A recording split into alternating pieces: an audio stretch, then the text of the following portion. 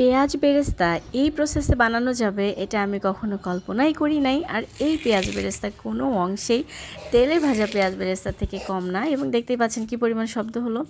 আর এই যে আমি বটি দিয়ে পেঁয়াজ কেটে নিচ্ছি, আমি বড় বড় 3টা পেঁয়াজ নিয়েছি বড় সাইজের। আর পেঁয়াজ বেরেস্তার ক্ষেত্রে দেশি পেঁয়াজটা একটু অ্যাভয়েড করাই ভালো, ওটা একটু পিচ্ছিল টাইপের হয় আর পেঁয়াজ বেরেস্তাটা হতেও সময় লাগে এবং এই প্রসেসে করতে গেলে একটু প্যারা খাইতে হবে। তো আমি এরকম ইন্ডিয়ান পেঁয়াজ যেগুলো সেগুলো নিয়েছি বড় বড় সাইজের।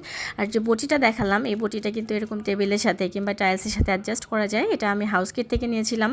আর দাঁড়িয়ে বটি দিয়ে কাটার জন্য এরকম বটিগুলো কিন্তু খুবই সুন্দর।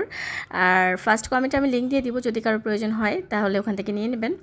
তো এবারে পেঁয়াজগুলো আমি একটু হাত দিয়ে ছাড়িয়ে নিচ্ছি। দেখতে পেলেন আমি উপরের অংশটা কিন্তু কেটে ফেলে দিয়েছিলাম, এই যে ছাড়িয়ে যেন নেওয়া যায় সহজে, সেই জন্য একদমই কুচি কুচি করে কেটে নিয়েছি। আর এই বটি দিয়ে কাটাটা আমার খুবই সহজ হয়েছে। তো এবারে আমি ওই যে একটা তাওয়া, বড় একটা তাওয়ার মধ্যে সবগুলো পেঁয়াজ আমি এরকম করে দিয়ে দিলাম, একদম ছড়িয়ে দিয়ে দিলাম পাতলা পাতলা করে।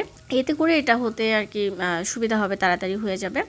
তো এরপর হচ্ছে একেবারে লো আছে এটাকে সুন্দর করে ভেজে নিতে হবে। আমি 1-2 মিনিট পর একটু উল্টে দেখছিলাম যে কী অবস্থা।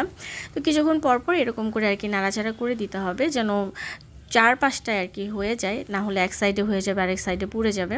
তো এই যে দেখেন নিচের দিকটা কিন্তু হয়ে গেছে। তো আমি এখন একটু উপরের দিকটা নিচের দিকে দিব, আবার নিচের দিকটা উপরের দিকে দিব, এভাবে করে করে এটাকে ভেজে নিতে হবে। আর সবসময় যে দাঁড়িয়ে থাকতে হবে চুলার কাছে বিষয়টা এরকম না, একটু পরপর এসে জাস্ট নাড়িয়ে দিলেই হবে।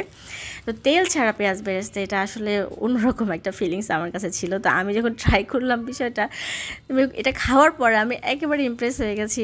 মানে তেল ছাড়া এত টেস্টি এবং এত সুন্দর ফ্লেভারফুল একটা পেঁয়াজ বেরেস্তা। এই যে দেখতেই পাচ্ছেন সময় যাচ্ছে আর এটা কিন্তু হয়ে আসতেছে, একদমই ঝরঝরে হয়ে যাচ্ছে।